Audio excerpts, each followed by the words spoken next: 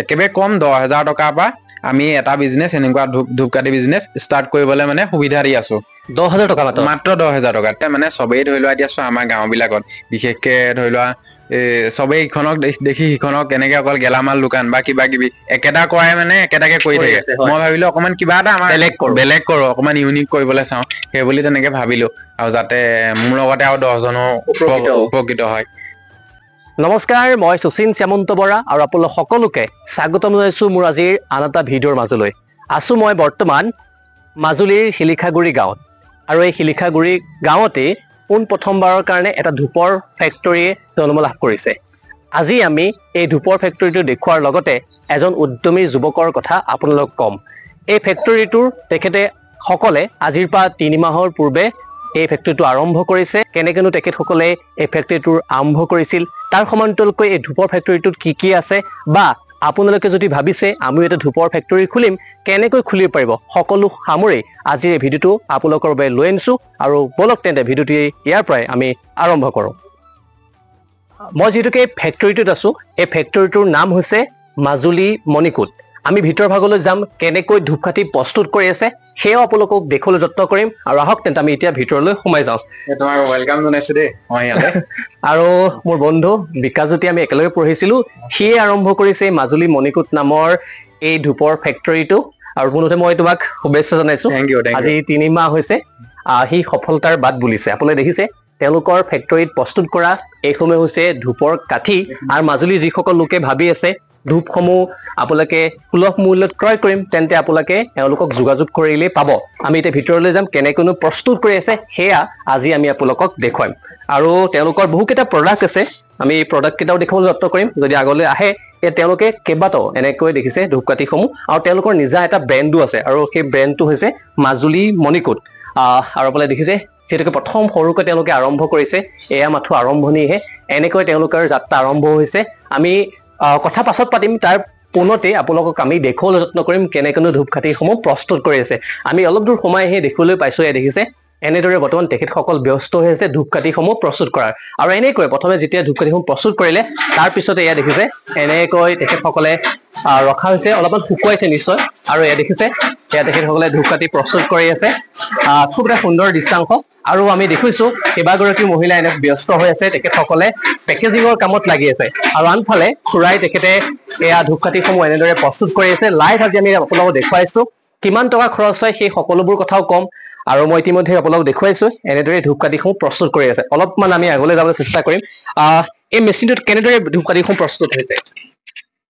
এইটো আমি কাঠিখিনি ইয়াত ভৰাই লওঁ, যিখিনি বেম্ব ষ্টিক মেচিনত দি লওঁ। তাৰপিছত আৰু মছলাটো আমি হাতেৰে মাৰি লওঁ। এই ষ্টিকবোৰ নিজৰ নহয়, আমি প্ৰডাক্টটো কিনি আনিছো। আৰু ইয়াত প্ৰস্তুত কৰে? আমি প্ৰস্তুতহে কৰিছো। তো কিমান মান প্ৰস্তুত কৰে বাৰু? ডলি 30 কেজি 40 কেজি ইমান যায়। মানে কিমানটা পেকেট হ'ব পেকেট হিচাপে? পেকেট হিচাপে আমি বিশেষ গন্তি কৰা নাছিলো, কিন্তু বান্দুলটো 150-200 ইমান হৈ যায়। আৰু আপোনাৰ লগত আৰু কিমান লোক ইয়াত জড়িত হৈ আছে? আমাৰ প্ৰায় 5জন মান মানুহ আছো আমি। তাৰে 4গৰাকী মহিলা? 4গৰাকী মহিলা। আমি দেখুৱাইছো 2গৰাকী মহিলা ব্যস্ত হৈ আছে, আৰু 2গৰাকী বৰ্তমান ঘৰত হয়তো আছে, তেওঁলোক অহা নাই। আমি দেখুৱাইছো এওঁলোকে বৰ্তমান ব্যস্ত হৈ আছে।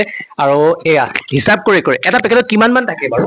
এটা পেকেটত 10ডালকে 12ডাল এনেকে 10-12কে তেওঁলোকে পেকেটসমূহ দিছে, আৰু এয়া পেকেটবোৰত ভৰাই তেওঁলোকে পেকেজিঙৰ কাম কৰিছে। আজি আপুনি কিমান দিনৰ পৰা জড়িত হৈ আছে? মই আজি 3 মাহ ফেক্টৰীটো যিমান দিনে খোলা আছে সিমান দিনৰ পৰাই মই জড়িত হৈ আছো। প্ৰথম পাই আছে তেওঁলোকে আৰম্ভ কৰিছে সৰুকৈ। কেনেকুৱা লাগিছে জড়িত হৈ? ভালে লাগিছে, কাম কৰি বহুত ভাল পাইছো। কাম কৰি ভাল পাইছে? হয়। আপোনাৰ কাষলৈ আহিছো, কাম কৰি কেনেকুৱা লাগিছে বাৰু? কাম কৰি বহুত ভাল লাগিছে। এটা আপোনালোকে সংস্থাপন পাইছে? সংস্থাপন পাইছো। ঘৰৰ কাম কৰি আমি ইয়াতে বিজি হৈ থাকো, ভাল লাগিছে। ভাল লাগিছে। তেওঁলোকে কৈছে ঘৰৰ কাম কৰি ইয়াতে তেওঁলোক ব্যস্ত হৈ আছে। এতিয়া 4 পৰা 5জন লোক জড়িত হৈ আছে। আমি আশা কৰিম পৰৱৰ্তী সময়ত আৰু বাঢ়ি যাওক, এনেকৈ বিকাশজ্যোতিয়ে যাতে সফলতাৰ শিখৰত আৰোহণ কৰে। আজি 4গৰাকী, অনাগত দিনত আমি দেখিম ইয়াত বহু মহিলাই এনেদৰে তেখেতসকলে পেকেজিঙৰ কাম কৰি থাকক। গতিকে মাজুলীবাসী ৰাইজৰ অলপমান ছাপৰ্ট লাগিব। আপোনালোকে বাহিৰৰ যিসমূহ ধূপকাঠি ব্যৱহাৰ কৰে, তাতোতকৈ ভাল খবৰ এইটোৱে যে আমাৰ অঞ্চলতে এটা ধূপকাঠিৰ ফেক্টৰী গঢ় লৈ উঠিছে। গতিকে আপোনালোকে আহি ইয়াৰ পৰা যোগাযোগ কৰিব। আমি অলপ কথা পাতিম। আপোনালোকে দেখুৱাইছো ইতিমধ্যে তেখেতসকলে প্ৰস্তুত কৰি আছে। এওঁলোকে ঘৰতে সৰুকৈ এটা ফেক্টৰী আৰম্ভ কৰিছে। কিমান টকাত এই ফেক্টৰীটো আৰম্ভ কৰিছিল আৰু কিমান লাভৱান হৈছে সেয়াও আমি জানিবলৈ চেষ্টা কৰিম।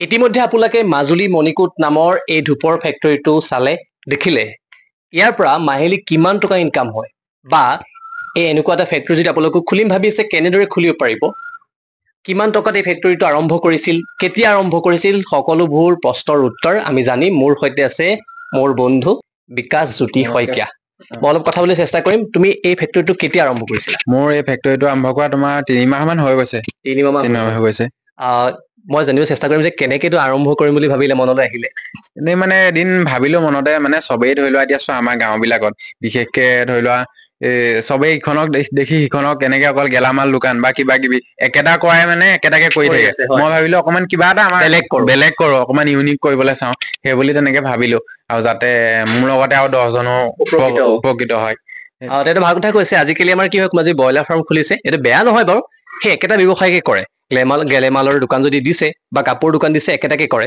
এটা ভাল ব্যৱসায় মই ভাবিছো হাতত লৈছে মাজুলী মণিকূট 3 মাহ হৈছে কিন্তু 3 মাহতে বহুখিনি কাম কৰিব পাৰিছে বুলি মই ইতিমধ্যে উমান পাইছো আৰু তাৰপৰি তোমাক মই জানিব চেষ্টা কৰিম এই ফেক্টৰীটো খুলিতে বা কিমান মান টকা প্ৰয়োজন হৈছিল মোৰ একেবাৰে কম প্ৰথম আছিলে 4,50,000 মান আছিলে তাৰ পিছত ক্ৰমান্বয়ে বঢ়াই নি আছোগে এখিনি তুমি নিজৰ ঘৰত মজুত কৰা ধন নে ঋণ লৈছিলা মই অলপ মজুত কৰা আছিলে আৰু অলপ তোমাৰ ঋণো ল'বলগীয়া হ'ল দুদিনৰ পৰা মিলাই মিলি আৰম্ভ কৰিছিলো ফাৰ্ষ্টত যিসকলে ভাবি আছে আৰম্ভ কৰিম তেওঁলোকে কেনেদৰে যোগাযোগ কৰিলে বা এনেকুৱা এটা ফেক্টৰী আৰম্ভ কৰিব পাৰিব উদ্যোগ এতিয়া চোৱা আমাৰ ইয়াতে মানে ক্ষুদ্ৰ ব্যৱসায়ী সকল আমিতো ক্ষুদ্ৰ ব্যৱসায়ী মানে ধৰি লোৱা একেবাৰে কম 10,000 টকাৰ পৰা আমি এটা বিজনেছ এনেকুৱা ধূপকাঠি বিজনেছ ষ্টাৰ্ট কৰিবলৈ মানে সুবিধা দি আছো 10,000 টকা মাত্ৰ 10,000 টকাত মানে এটা কিট চিষ্টেমত যাব আমাৰ ইয়াৰ পৰা পেকেজিং যাব তাৰপৰা তোমাৰ কাঠিটো আমাৰ ইয়াত বনাই থোৱা থাকে ৰ মেটেৰিয়েলছ যাব গোটেইখিনি বস্তু আমি দিম হোলচেল ৰেটত একেবাৰে সেম গুৱাহাটী ৰেটত দিম সেই বস্তুখিনি তেওঁলোকে নি পেলাই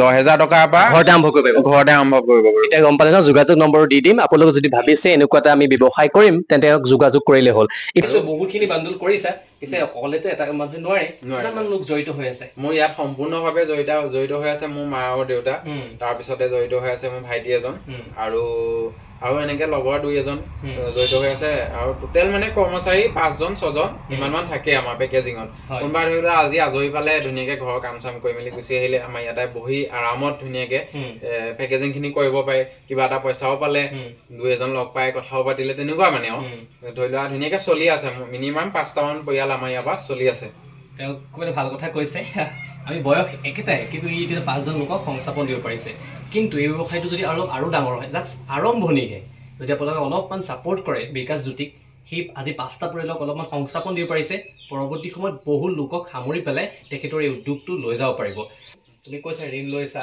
ঘৰৰ মজুত টকাই তুমি আৰম্ভ কৰিছা চৰকাৰ ফালৰ পৰা সুবিধা পাইছানে চৰকাৰৰ ফালৰ পৰা বেলেগ সুবিধা পোৱা নাই মই যি SBI আন্ডাৰত PMGB লোনটো সেইটো এপ্লাই কৰিছিলো সেইটো দিলে সেইটোৱে প্ৰথম ষ্টাৰ্টিং কৰিলো আৰু ঘৰৰ দেউতাও পইচা দিলে আৰু মন আছে নে একে ডাঙৰ কৰিবলৈ নিশ্চয় মনটো থাকেই মন থাকেই তোমাৰ এতিয়া ধৰি লোৱা আৰু পইচা যিমানে হয় লোকটো সিমানে বাঢ়ি যায় সো মানে ইয়াতকে ডাঙৰ ব্যৱসায় কৰিবলৈ মন আছে গতিকে মই আমাৰ মাজুলী জিলা প্ৰশাসনৰ এটা অনুৰোধ বিকাশ জ্যোতি জাষ্ট আৰম্ভণি কৰিছে উদীয়মান যুৱক যদি আমাৰ জিলা প্ৰশাসনৰ ফালৰ পৰা ইয়াক অলপমান সহায় কৰে তেন্তে ই আৰু আগুৱাই যাব পাৰিব এটা 5টা পৰিয়ালক ই সংস্থাপন দিব পাৰিছে পৰৱৰ্তী সময়ত মই আশা কৰিম 50টা 500টা পৰিয়ালক এদিন সংস্থাপন দিব গতিকে যদি আমাৰ জিলা প্ৰশাসনৰ কোনো লোকে চাই আছে বিশেষকৈ আমাৰ আয়ুক্তগৰাকী আৰু তাৰ সমান্তৰালত আমাৰ বিধায়কগৰাকীলৈ এটা অনুৰোধ শিলিখাগুৰিৰ এই উদীয়মান যুৱক বিকাশ জ্যোতি শইকীয়াক যদি অলপমান আপোনালোকে সহায় কৰে তেন্তে ই বহু দূৰ আগুৱাই যাব পাৰিব ইয়াৰ উদ্যমটো মই সৰুৰ পৰাই দেখিছোঁ যিটো আমি একেলগে পঢ়া গতিকে আপোনালোক সকলোৰে মোৰ সকলোকে অনুৰোধ যাতে ইয়াক অলপমান